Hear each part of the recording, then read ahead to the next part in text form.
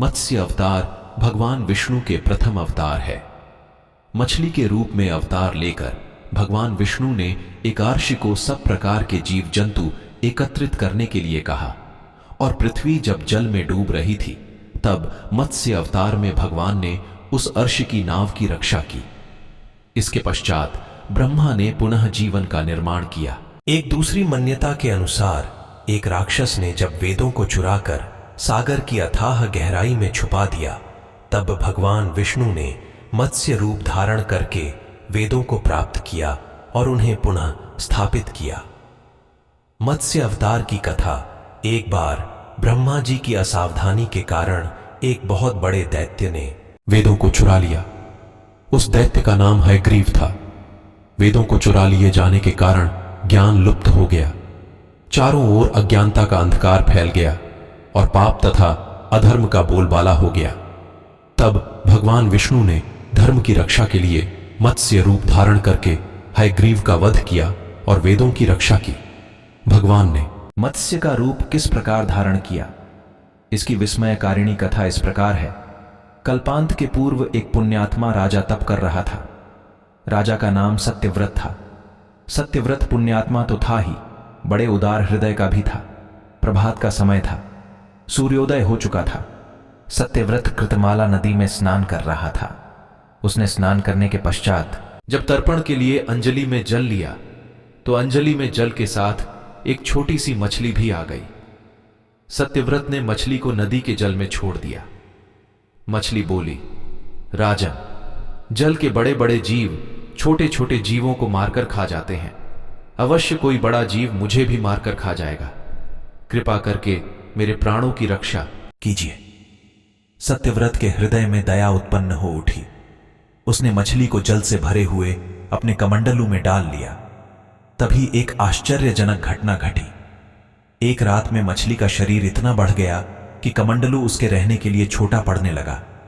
दूसरे दिन मछली सत्यव्रत से बोली, राजन, मेरे रहने के लिए कोई दूसरा स्थान ढूंढिए, क्योंकि मेरा शरीर बढ़ गया है। मुझे घूमने फिरने इन बात में बड़ा कष्ट होता है। सत्यव्रत ने मछली को कमंडलू से निकालकर पानी से भरे हुए मटके में रख दिया। यहां भी मछली का शरीर रात भर में ही मटके में इतना बढ़ गया कि मटका भी उसके रहने के लिए छोटा पड़ गया। दूसरे दिन मछली पुनः सत्यव्रत से बोली, राजन, मेरे रहने के लिए कहीं और प्रबंध कीजिए, क्योंकि मटका भी मेरे रहने के लिए छोटा पड़ रहा है। तब सत्यव्रत ने मछली को निकालकर एक सरोवर में डाल किया, किंतु सरोवर भी मछली के लिए छोटा पड़ गया।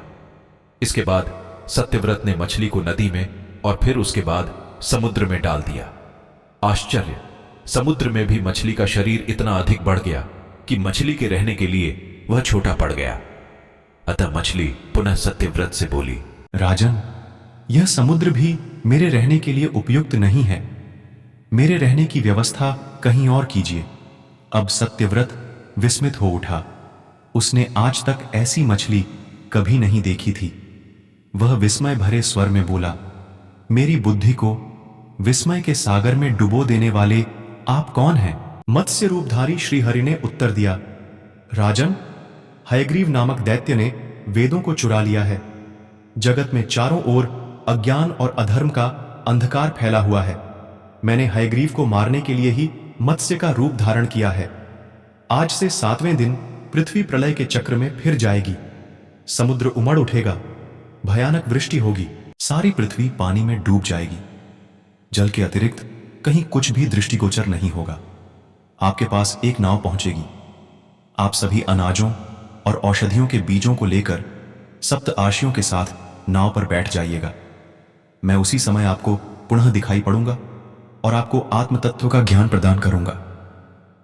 सत्यव्रत उसी दिन से हरि का स्मरण करते हुए प्रलय की प्रतीक्षा करने 7वें दिन प्रलय का दृश्य उपस्थित हो उठा।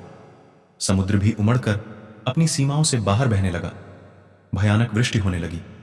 थोड़ी ही देर में सारी पृथ्वी पर जल ही जल हो गया।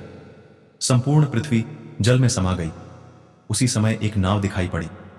सत्यव्रत सप्त ऋषियों के साथ उस नाव पर बैठ गए।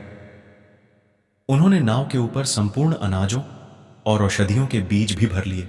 नाव प्रलय के सागर में तैरने लगी।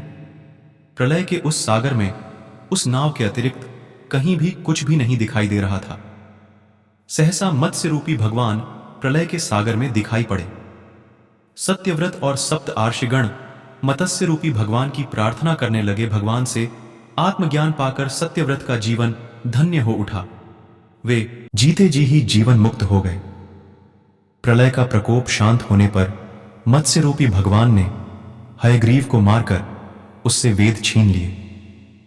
भगवान ने ब्रह्मा जी को पुनः वेद दे दिए। इस प्रकार भगवान ने मत्स्य रूप धारण करके वेदों का उद्धार तो किया ही, साथ ही संसार के प्राणियों का भी अमित कल्याण किया।